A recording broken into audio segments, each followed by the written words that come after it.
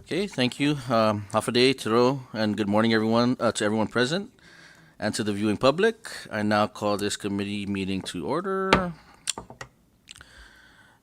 It is now 10:14, and I will now recognize the legislative assistant for the roll call. Representative Patrick San Nicolas. Representative Raymond Palacios.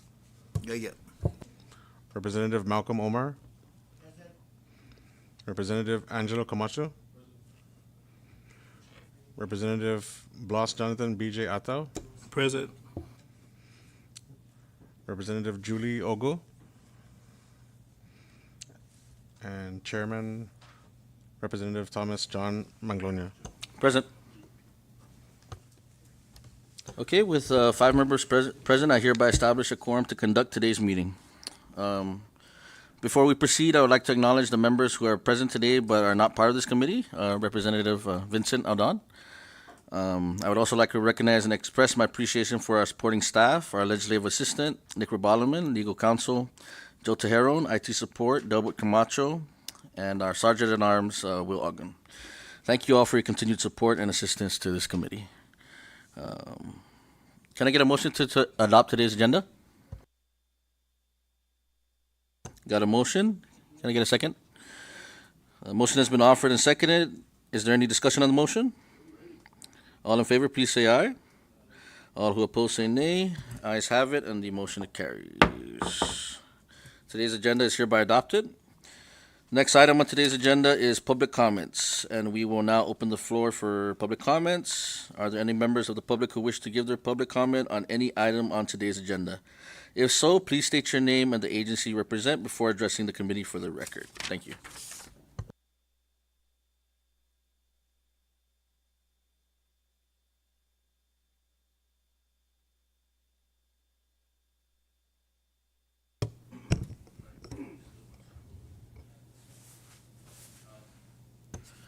Can I get a motion to dissolve into a committee of the whole so we could discuss with our, we have our executive director here from CUC, Mr. Kevin Watson, if that's okay?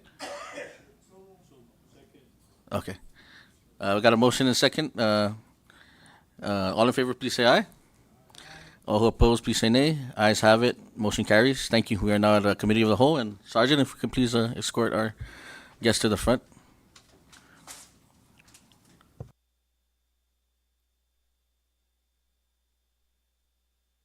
And you can also continue with your public statement as is, and then we can also open it up to discussion with the author of our of the proposed legislation. Thank you. Half a day. My name is Michael Ernest. I'm legal counsel for CUC, and I'd like to say thank you very much for inviting the corporation and me specifically to speak. The executive director did send comments on this bill in a letter dated October 6th. So I'm hesitant to add very much more than that because that's the boss.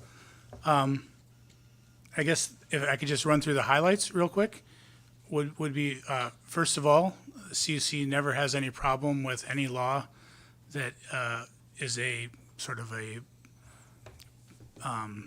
public protection, consumer protection type law. That we feel that's a good thing. We would assert gently that we don't think the public needs protection from CUC.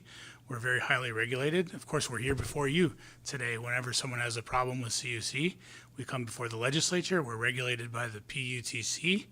We're regulated by federal entities, and we're currently under a consent decree being monitored by a United States District Court judge. So if anyone were to assert that we were cheating the public somehow, I think that our numerous regulators would be on top of it well before now. CUC prides itself on the efforts of its employees, who are very hardworking and in some cases risks their lives doing dangerous work on behalf of the people we serve. We're proud of the products we serve, we provide to our consumers. And so our first ask would be to, perhaps the committee may want to amend the bill to exempt CUC from it entirely.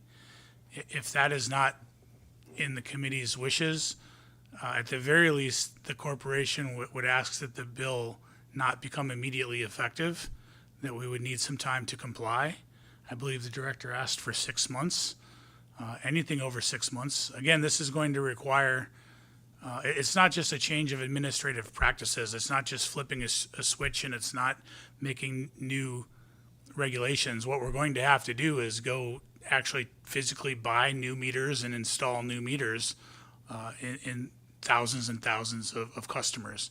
And that is something that can't be done overnight, and I would assert it can't be done in 6 months, although I'm the newest person. So if the director asked for 6 months, I would gently ask for maybe 9. Our other concern is that the bill, if not amended, could be used as a sword against CUC by someone with bad intent. We're very concerned that we're very concerned that the bill says that if there's a back billing dispute, you can't stop services. And obviously, we would ask for the amendments that the director asked for in his bill to require good faith filing, and to make sure that if there's no disputed services, if there's a disputed back bill and then there's other services that have not been paid that weren't back billed, and those remain unpaid, that we could still terminate services.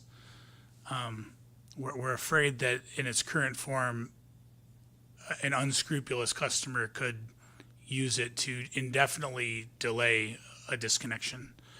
And so the corporation provided some alternate language that we would hope the committee would take into consideration. We do know that Guam has a similar provision regarding back billing, and it does seem to be working for them. We do have a board member who is very familiar, Mr. Simon, is very familiar with the operations of Guam Utilities, and I believe that's very understating the matter. He seems happy with the Guam Act, and so insofar as this committee or the legislature deems it necessary to have back billing prohibitions against the corporation, we would ask that any such prohibition be modeled more on the Guam Act. And I believe that the suggested language that the director provided to the committee does mirror almost exactly the Guam language, at least in that back billing section. And one more concern that wasn't apparent when the director was sending his comments, and I would need to give it a closer look, but I would just like to ask the committee to consider CUC provides not only just power or not only just water, but also sewer. And we would like to make clear that a back billing dispute in one of the services does not preclude disconnection or termination of services of the other ones. So again, it really isn't, it's just sort of tightening up the language, I think, would make the corporation feel more comfortable if the legislature decides to include CUC in this prohibition. And again, I'm the newest person. Haven't been there about a month, so forgive me for being the dumbest guy in the room. And thank you very much. Thank you, Mr. Ernest. Recognize Director Watson. Yeah, thank you. Kevin Watson, Executive Director for CUC. Thank you for giving us an opportunity to speak before the House and our concerns about the bill. A little bit of the mechanics of a water meter. They typically, most of our water meters throughout CNMI have internal moving parts. And with the quality of the water on CNMI, it's high in total dissolved solids and high in chloride, both of which will build up on the internal components of the water meter and slow the registering measurement of the water. And what that means is the customer will still get the water that they want through the meter. However, that meter will, as it ages, it will register a wrong reading or a reduced reading. So we are mandated by the EPA and the federal DOJ to reduce non-revenue water. When I started here, our non-revenue water was 78%. Much of that is due to unregistering or under-registering meters. And so we have made a concerted effort to change out those meters. We have demonstrated in one of our TSAs, the $I, that we were able to reduce the non-revenue water from 78% to 8%. That entailed repairing leaks, locating lines that didn't go anywhere except the jungle with the full flow and cut and cap those, as well as replacing over 50% of the meters in that TSA. So as we changed out approximately 500 in 1 month, the number of non-registered meters or failed meters increased above that number. So we were losing ground.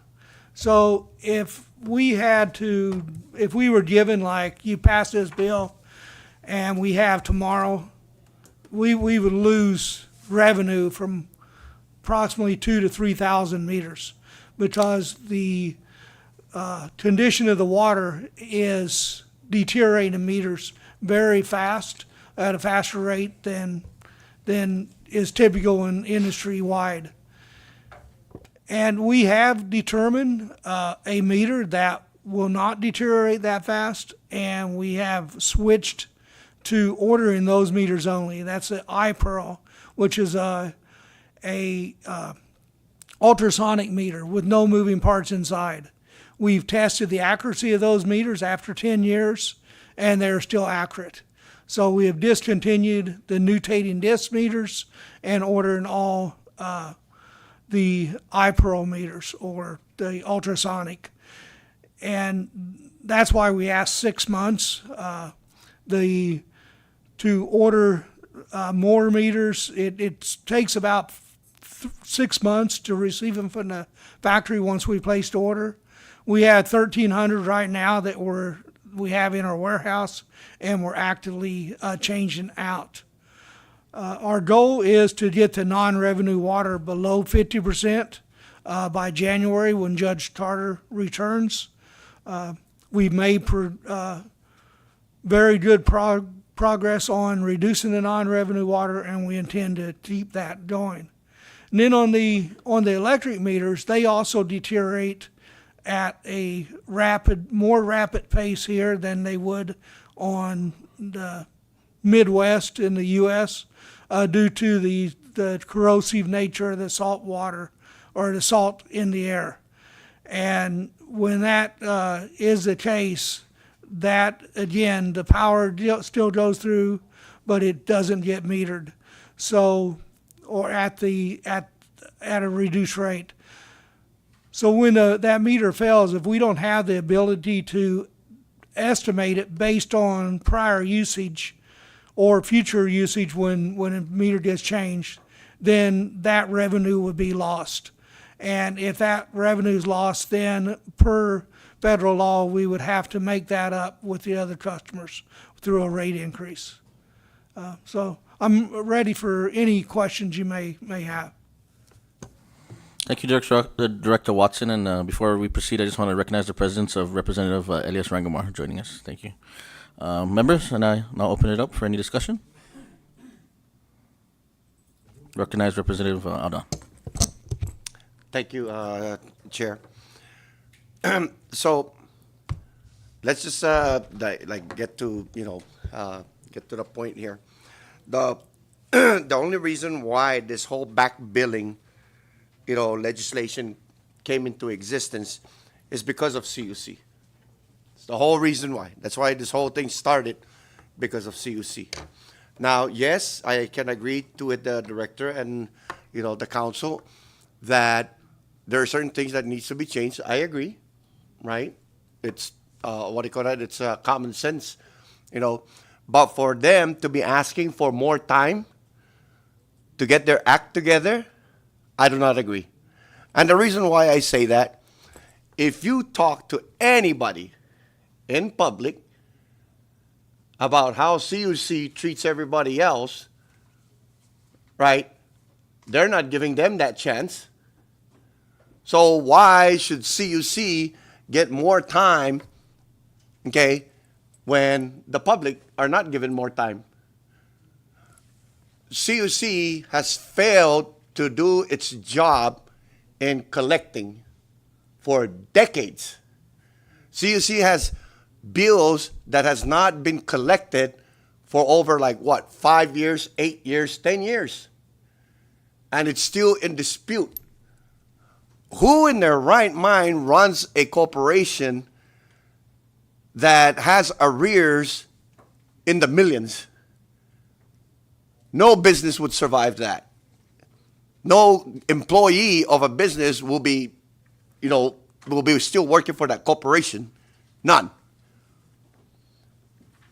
CUC is dysfunctional and it needs to be fixed. And they're asking for more time. I disagree. Get their act together, move with the time you got, because the public was not giving any time. When somebody owes even 25 cents short to CUC, what does CUC do? Cut.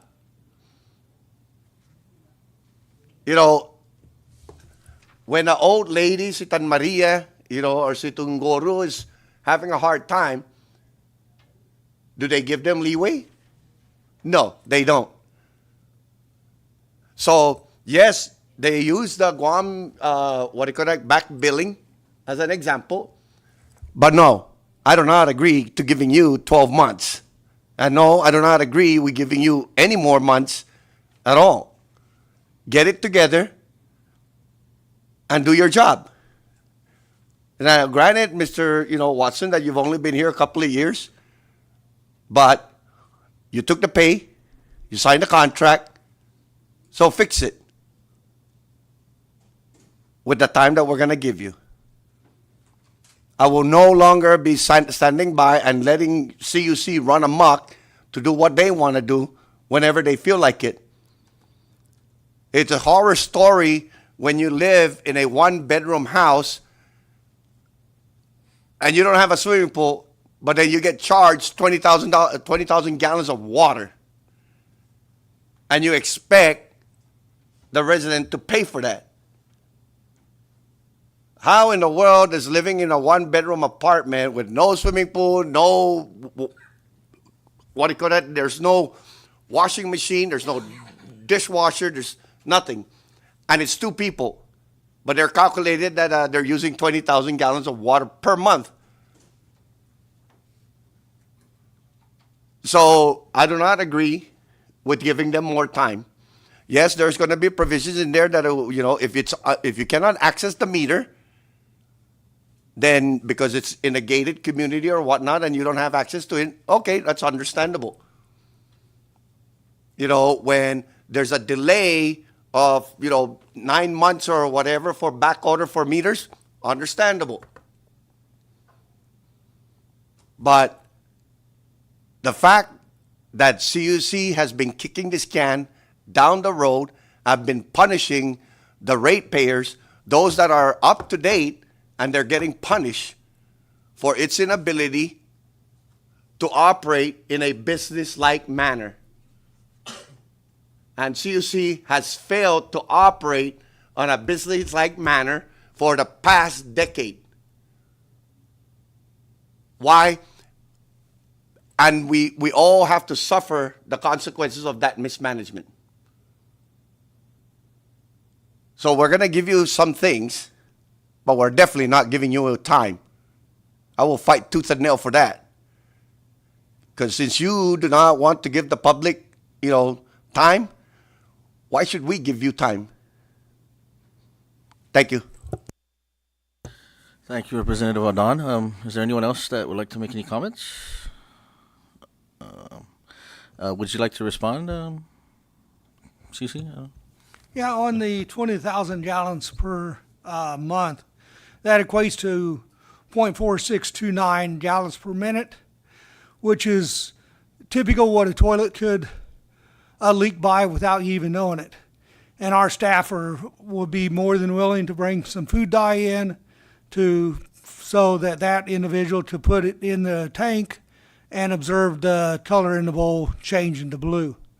Also, it could be any small leak in the system in the house, and we do have staff that can go out and help our customers to reduce their water bills. Right now, we're doing a water audit for the school system and helping them reduce their consumption as well.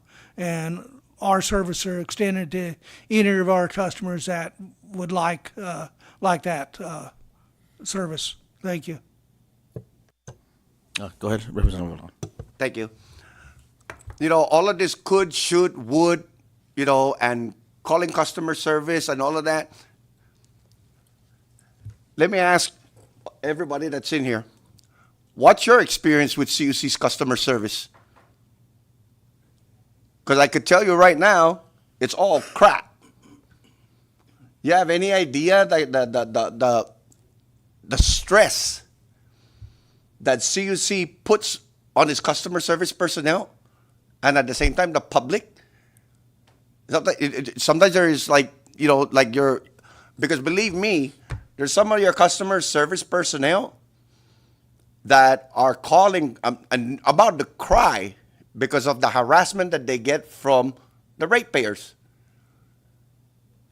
And I always tell the ratepayers, don't shoot the messenger.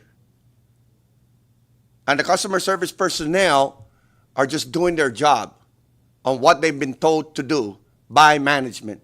But it's also kind of dysfunctional as well because it's inconsistent. When the personnel that are supposed to be handling the public's issues are dysfunctional, that means management is dysfunctional. That's what that is. Poor leadership is the outcome of all of this craziness. And, when you're talking about you're going to do the dye and this and that, the customer is disputing their bill. And you're talking about, putting a dye in water. And then when they go to customer service, they're like, okay, we'll get back to you. You know how many times that has happened? Out of 10 times, probably like none. I've reported to your office, to your personnel, that there are people illegal tapping. That was 3 months ago that I sent. Guess what? Still there. And that individual is still using that power that we, as the faithful ratepayers, are paying for. So you could talk about, yeah, we're going to do this, we're going to do that, but at the end of the day, you don't do it. So there's too much talking. Now we're going to legislate where we're going to force you to start moving. Because the people expect that. They don't expect, oh, we're gonna get to you. We're going to get to you later. We're going to get to you later. Later turns into 10 years. So no. That excuse doesn't work anymore, Mr. Watson. And it's not just one individual that has been overcharged. There's multiple people that has been overcharged. And you and I both know that CUC has been overcharging. Thank you.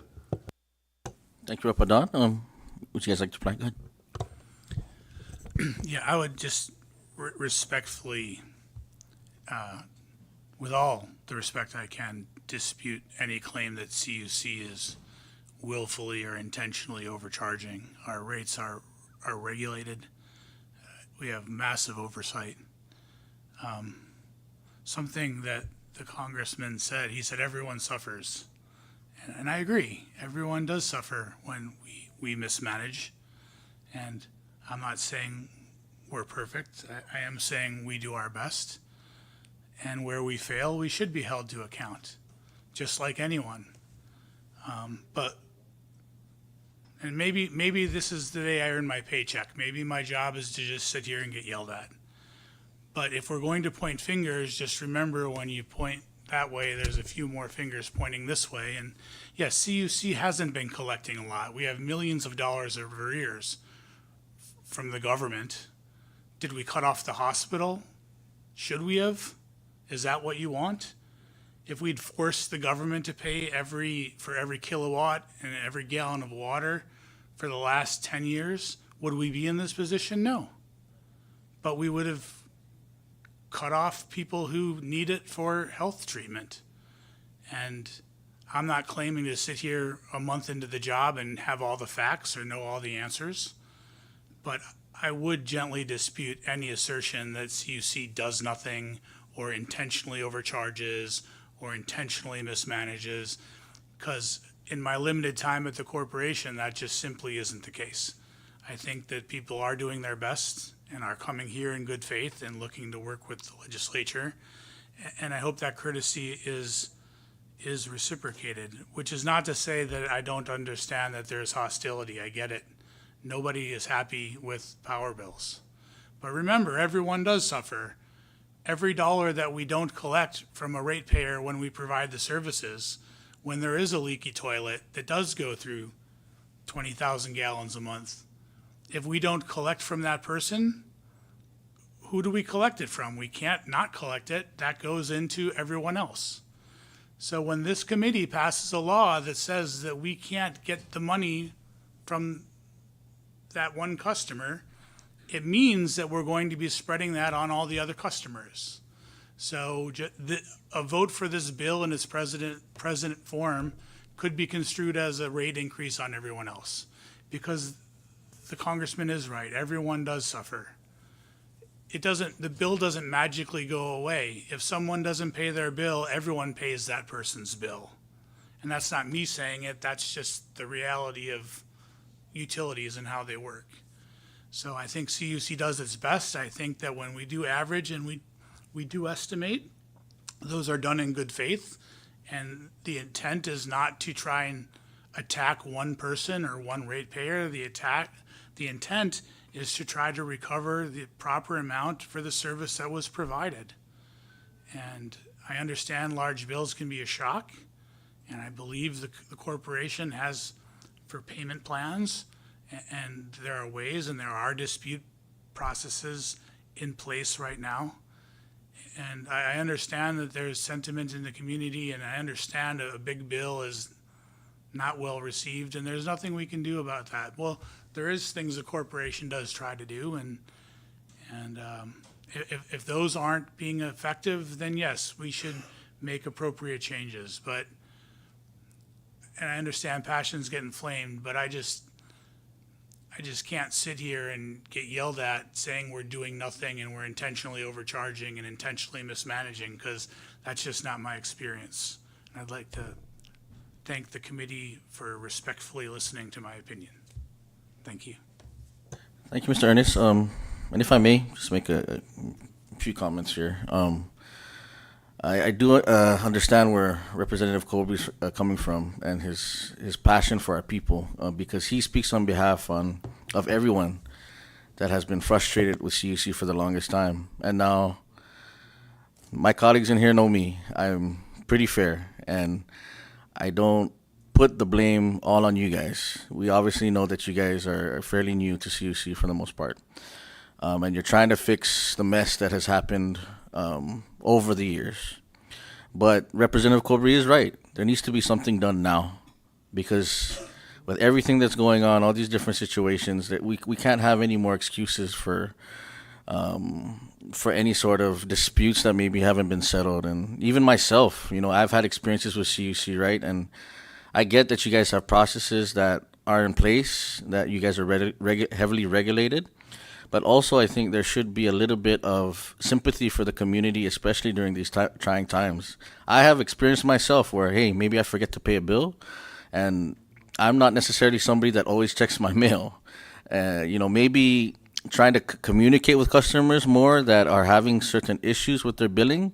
I think communication is key in a lot of these situations, and could probably fix a lot of these situations. But I feel like sometimes the communication can be lacking from CUC, and maybe just following up on customers, you said you go around to the public school systems and you do these tests. Why not do it community wide so that way we as residents can find out if there's anything going on without having to be hit with some sort of crazy bill. And we get that there's no ways around it. You guys do have to collect what you need to collect, and if you don't, then it reflects on other people. But I'm for a firm believer that it needs to be a give and take, and I cannot blame it all on CUC. There has been mismanagement with the government for years, and we're in this position now. We took these jobs. We said that we want to do this to help our people, and now is the time where we need to look at ourselves in the mirror and get down to business and get down to it. And I understand where Rep.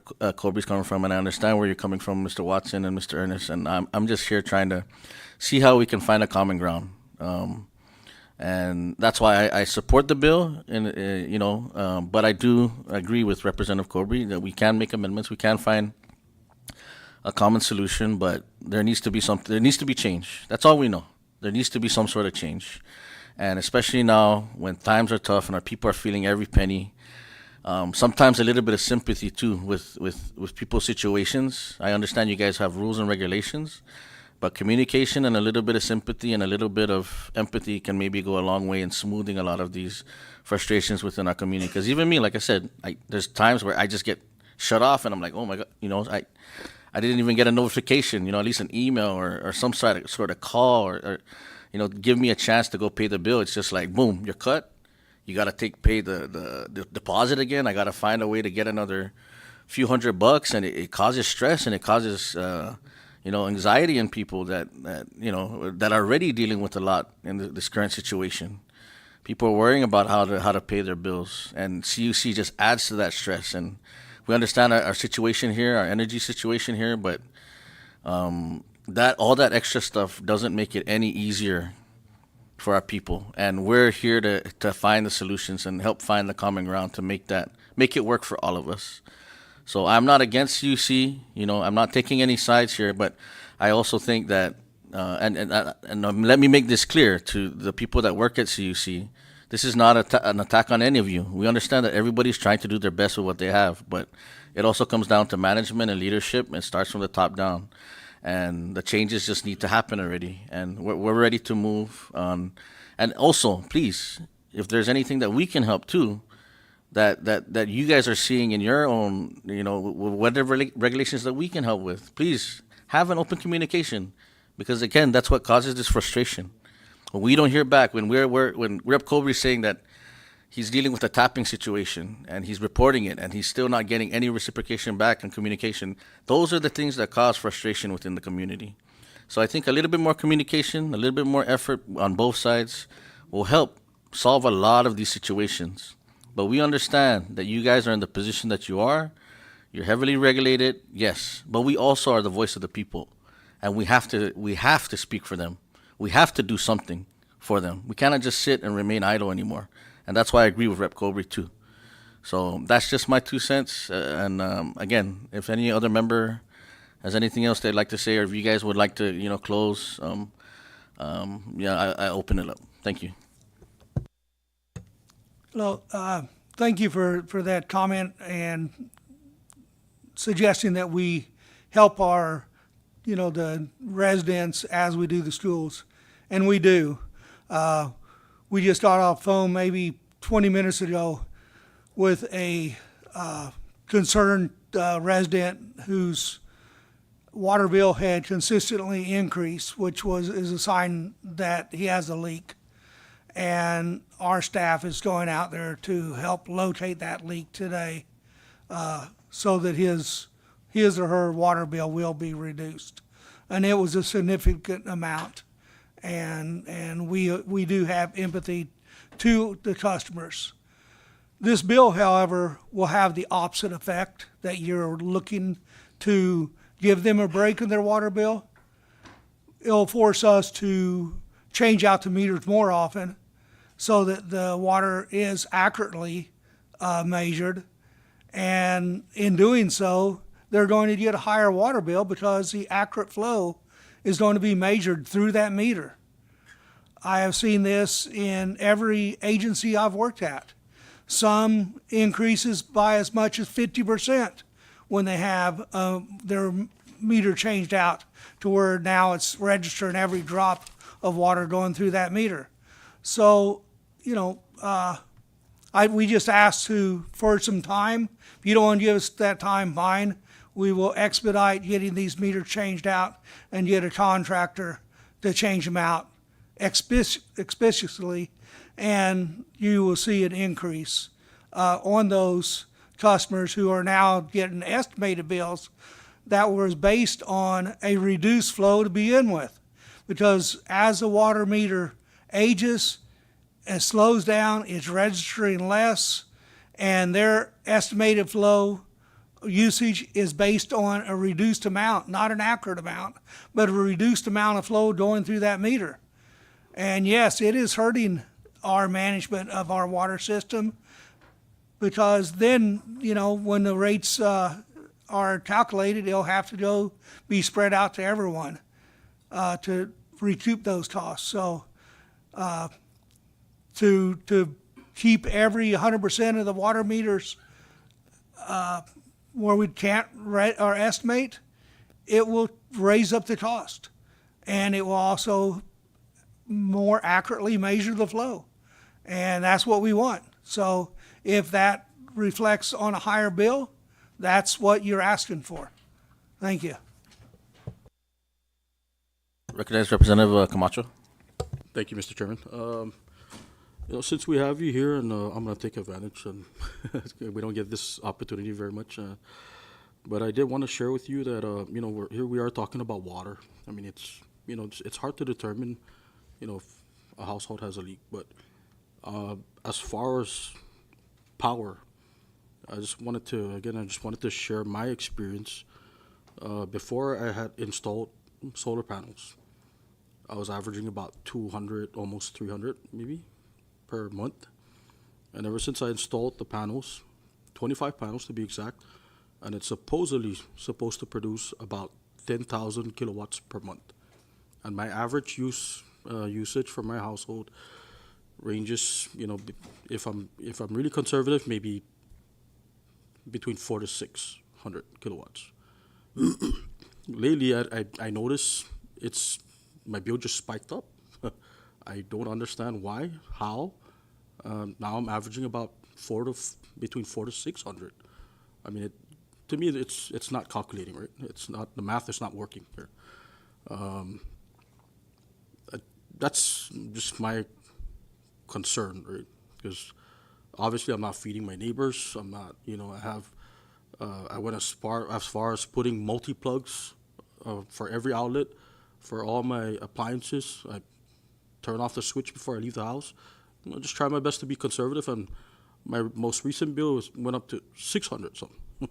I just can't figure out how, I did experience one time where I actually went negative. However, they applied it towards water. I'm like, so I disputed it, and I guess they reversed it back. So the reason why I'm sharing this is because maybe I'm not the only one that's experiencing this, and maybe perhaps you, whoever's doing the calculations, I think you guys seriously need to sit down and see what the deficiencies are, because I'm pretty sure there are some deficiencies. Otherwise, I wouldn't have, be getting this hefty bill. I am planning on filing a dispute for this current or this previous billing. And then I do have a camera system at home, and I just want to share or bring it up to your attention that for the past 4 months, I have not seen any meter readers. Usually in the past, they would come at least once every 2 months, 2 to 3 months. But it's been 4 months since a meter reader has gone to my house, and I'm assuming they're just estimating, which is why my bill spiked up. I'm just making assumptions here. I don't know exactly what's going on, but that's the current situation I am facing right now. So again, I just wanted to bring it to your attention. Maybe perhaps you can look more into depth and figure out why this is happening. Again, I'm pretty sure I'm not the only one that's experiencing this. I don't even want to take a guess of how much other people are going through this. But yes, I just wanted to bring it up to your attention, and thank you. To clarify, is that your electric that they're not reading, or your water? Okay, because on our electric, we have AMI meters, automatic meter infrastructure, that they don't have to go out to read all the meters. It's automatically read. So they need to go out there to inspect it, and when you call, if there's trouble, or as in your sake, a higher bill, then it would be good to get our technicians out there to do an assessment of it. So, yes, for the power. We don't have automatic on the water, so they should be reading those on a monthly basis. Recognize Representative Adon. Thank you, Chair. Okay, so let's talk about the power meter, right? Since you're saying that it's, you could view everything online, correct? No, I'm not saying everything online, but Okay. there's the read is sent to get the read automatic. Right. And some of it, if you have a prepay meter, if you don't keep a balance on that, it will automatically shut off. It won't have to have someone physically go out and turn it off. It'll turn off automatically. Right, the prepaid meters, right. So how would you explain that if a person has, those Nighthawks that can be read online, right? They could read it, the meter readers could actually, or somebody in Central could actually see the meter. Its daily consumption, all of that stuff, the whole thing. And each one of those have a serial number. It's got a tag that's directly attached to that individual's account. That meter can also be, and I know this for a fact because I did my homework, can be connected and disconnected by the push of a button. But yet, CUC charges customers, what is it, $75 for disconnection and reconnection? And all they got to do is just push a button. Tell me that's not overcharging.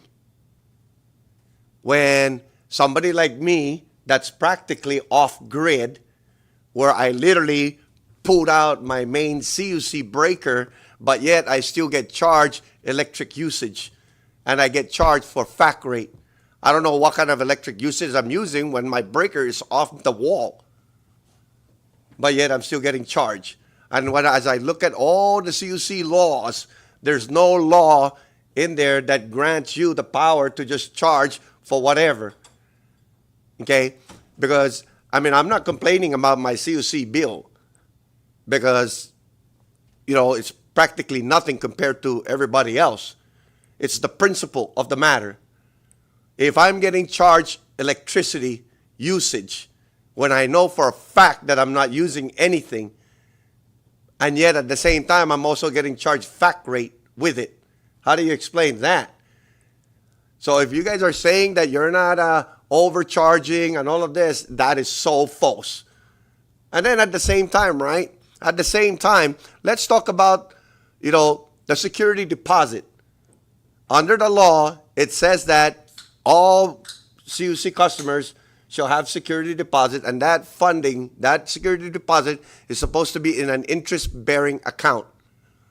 When there comes a time when a customer decides to cut off their CUC services, they're supposed to get paid back that security deposit plus interest. Not one customer have I ever seen that disconnected from CUC has got their security deposit back plus interest. And guess what? I'm one of those. So don't tell me that CUC is not taking money from its customers, because you are. So I'm not saying that, you guys actually did it, but it has been a practice. And it has been a practice till this day. Till this day. So there's a lot of things that's wrong with CUC. So, at the end of the day, you need to get your act together and get it done. You might not have caused the problem, but you inherited it. Fix it. Thank you. Thank you, I'd Representative. like to speak on that. CPUC sets the rates. That includes disconnection fees as well. It's my understanding that, Congressman, you have not asked for a disconnect. Once that disconnect is requested and the fee is paid, we can do that disconnection, and which would remove the fact rate, remove any fees, but it also remove any power going to your house on a cloudy or day or multiple days of cloudiness. If you can put up with that, that's fine, and we can accommodate you. And we do keep it in an interest-bearing account, and we do pay that when it's requested. But CUC does not set the rates. That is set by CPUC, which includes connection and reconnection and disconnection fees. Thank you.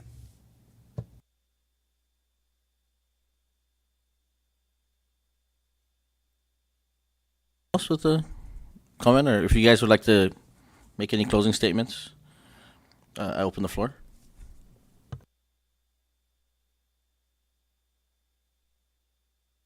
I recognize Representative Palacios. Thank you, Mr. Chairman. You know, I experienced too about CUC, especially water. And since Typhoon U2, I pay like $20 because I don't stay there anymore, like $20, $25 every month. Only water, not power. And also, you know, after that one, there's water leaks. I don't know where. But it's okay if it's in my property, no problem. But the thing is, I dispute it, then later on, I pay like 100 some just to dispute it. I'm waiting for a result, what happened.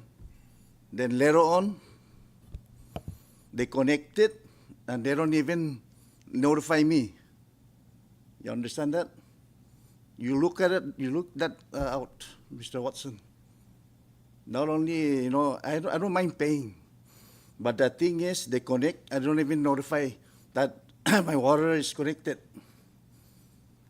So, last month, I did pay, I went there last month, and I pay $500.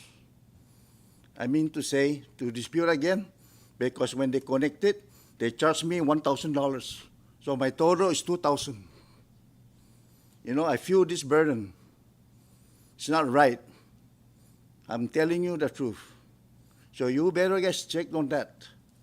Because I already deposited $500 last month. And still, I'm waiting for the dispute. But I don't mind about the dispute, but, you know, make sure you guys do it right. Thank you, Mr. Watson. Thank you, Mr. Chairman. Thank you, Representative Palacios. Can I ask you to send me an email with all the details so I can investigate it? Because I can't investigate every one, but let me look into it and see what happened. I'll make my wife do that because we went together there. Because it's under my name. So, you know, to make sure that she's, you know, wife, the one making a payment, not me. Okay? Thank you, Representative Palacios. I think it's, apparent that we all have our experiences with CUC, and I think what this conversation is bringing to light is that there are a lot of issues even beyond this back billing situation. And the only way that we're going to solve these issues is if we work together. Set aside our differences, right? We understand we're all frustrated. Even myself, I sound calm right now, but I am also frustrated with CUC and the situations that I've been in. Like I said, I don't understand why we can't even receive a call. Why do we put our phone number on our application or our email on the applications, and we don't get any notification when we're about to get disconnected to save us from having to pay the reconnection fee and deposit again in a time when we're already struggling. Like, we understand you guys send out a notice in the mail, but I live in Cagman. I don't have any post office in Cagman. My post office is all the way in Chanacanoa. I maybe check my mail once a month if I have time. Not everybody checks their mail every day. We have email, we have technology, we have other ways to communicate. And you know what? I want to commend you guys for at least putting together that online system. That helps that I don't have to wait in line with my schedule. But there's so many ways that we can skin this cat if we get our act together and we communicate more. And this is not the only meeting that we need to have. It's obvious. And I'm pretty sure if, we'd have a line out the door with all kinds of different situations. And again, I'm not going to point fingers. I'm not going to place blame. We understand. We all are just inheriting what was happening before us. But it's apparent that something needs to be done. And it's not just in the form of this bill. It's a whole plethora of things that need to be adjusted. So all I ask from you guys is more communication, and again, if you guys need to initiate with us. Talk to us. Let's have meetings. Let's try to fix these situations together because that's the only way. We can go back and forth till we turn black and blue, but that's not going to fix the situation. If it's going to be us versus you, it's not going to fix the situation. We all have our opinions and our differences, but we know what's right and wrong, and we know what's reasonable and not. We know that there's tapping going on. We know that there's different things that are going on. People try to take advantage of the system. That's everywhere. But there's certain things that are just not right, that just don't feel right, and deserve a little bit of empathy, that deserve a little bit of understanding, and that people deserve a chance to work and make things right. And that's all I ask. That's my 2 cents, and I'm glad that I had this opportunity to say that. And thank you, Representative Cobre, for the bill. Thank you for opening up this can of worms, because it's a can of worms that needs to be open. Long, high time that needs to be open. So thank you guys for coming here. I appreciate you guys coming here. I appreciate you guys, talking to us and showing us your perspective, because sometimes, again, no communication, no understanding, that's what causes the frustration. That's what causes people anxiety and all this other negativity that we don't need right now with everything that's going on in the world. So I appreciate you guys, and if you guys have anything else to say, we would open the floor to you. Thank you. Yeah, I would like to add that thank you for bringing to our attention the need of improvement in customer service, and I will take that back to my staff and have all hands meeting and get some suggestions on how we can improve. And you're right. If you only have a P.O. box and you only go there once a week, and you may not get the notice. And there's ways, of new modern technology that we can improve our customer service and how we can reach out. We are presently working on a system that will help us improve the customer service. We've been having that system looked into for the last 2 months. It will use modern technology and help us reach out to our customers.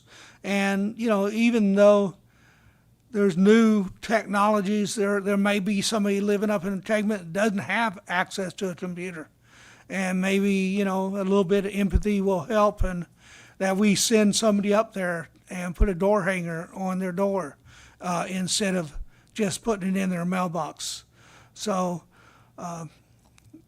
there's systems that will work, and we can take that extra step and help our customers. And thank you for bringing that up to us and the need. And I agree that communication is key, and that we need to work together and not just at a threat of a bill that could do harm, but in a cooperative manner and communication. Thank you. Thank you, Director. Lastly, Representative Cobre. Thank you again. And, I hope that you guys don't take this thing personal. Okay? This is just the way things are. We might be, the position that we're in has certain things that needs to be recognized. It's not personal. Okay? we're just here because, there is a problem and it needs to be taken care of, right? And I'm not going to try to sugarcoat anything because I won't, right? But at the same time, yes, we use a lot of fancy words, working together, communicating, and all of that good stuff. Nice, awesome. But executing it is what really matters. We could talk all we want, but if nothing is moving that is impactful, then it's not working. And I know that this bill will make you move. And yes, that's the good thing about, our republic, is because we can change it. We can always change it. If it's not, if CUC is losing, funding because of it, we can change it. But are we gonna let you loose and do whatever it is you want, like the way it's been happening for the past 30 years? No, I'm sorry.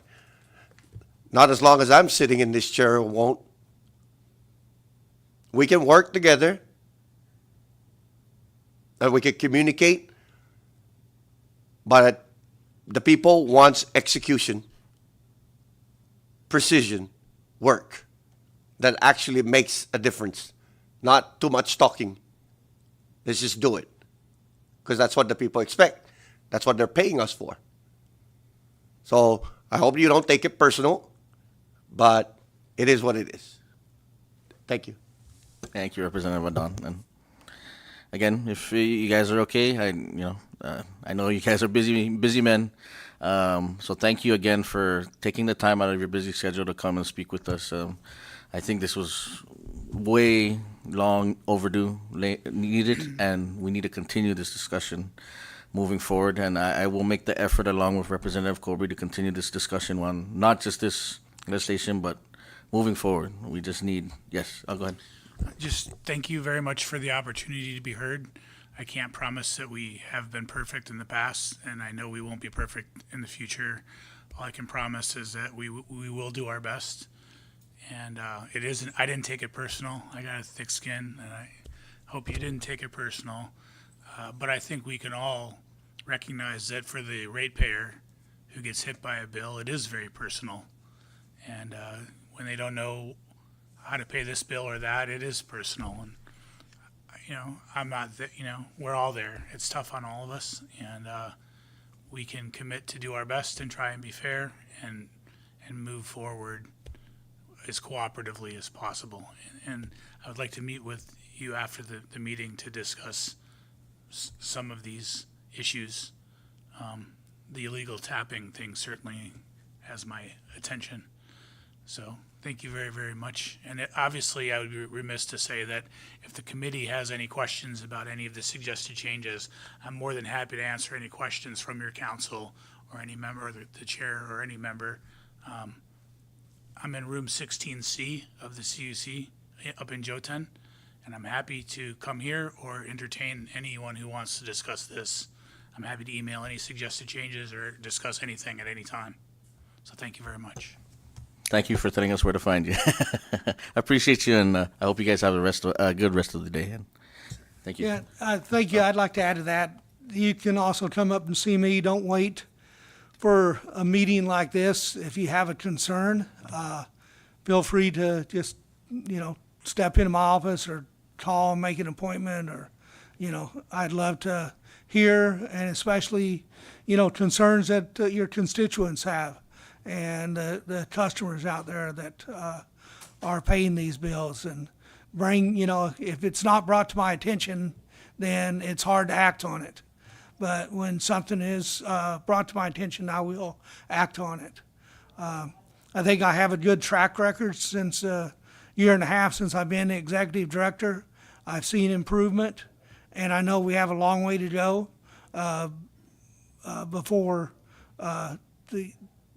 I will be satisfied that enough, improvement has been made. We have improvement across the board that needs to be made.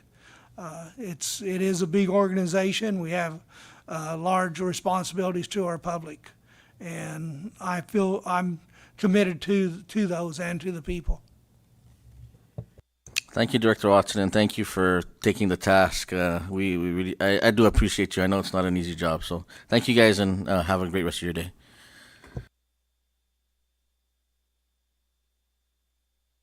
Quick recess.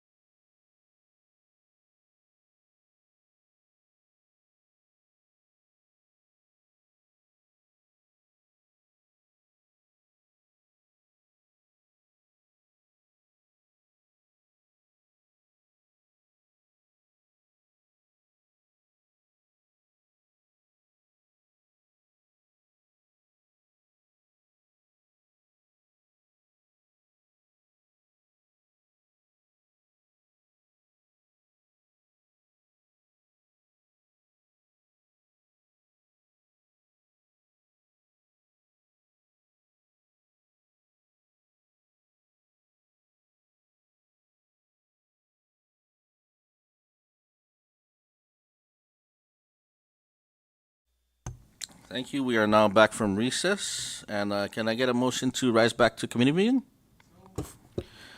Motion has been made and seconded. Those in favor, please say aye. Those opposed, say nay. Ayes have it. We are now back to our committee meeting. And now resuming to public comments. And being that there is no one in the gallery right now, I would like to move on to item number 4 on our agenda, new business. And we have line item A. House Bill 24-34, entitled to streamline business licensing in the Commonwealth by establishing a business startup task force, a digital one-stop platform, a support center, and a conditional business licensing process. Are there any proposed amendments to House Bill 24-34? Being that there is none, can I get a motion to adopt House Bill 24-34? Motion has been offered, seconded. Is there any discussion on the motion? Ready? All in favor, please say aye. All who oppose, say nay. The ayes have it, and now House Bill 24-34 has been adopted. I hereby direct the legislative assistant to prepare the House Standing Committee report on House Bill 24-34 to submit to the whole body with the committee's recommendation for passage. Thank you.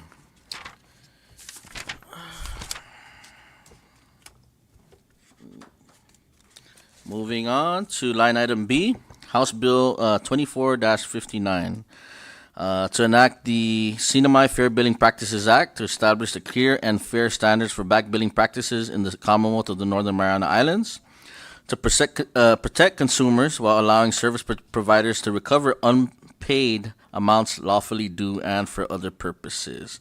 And with respect to our author of the proposed legislation and with some concerns from a few of our government agencies, I respectfully ask if we may table this legislation to our next committee meeting, and if I could get a motion to table, please.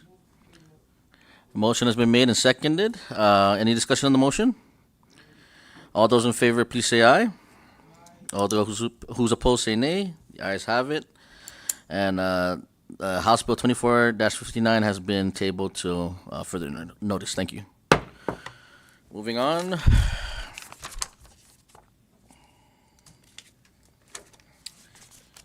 We have Senate Bill 24-22, line item C, to establish mandatory presentation of valid photo identification for any debit card or credit card transaction made in person and any check, exchange, or purchase for all business establishments in the Commonwealth.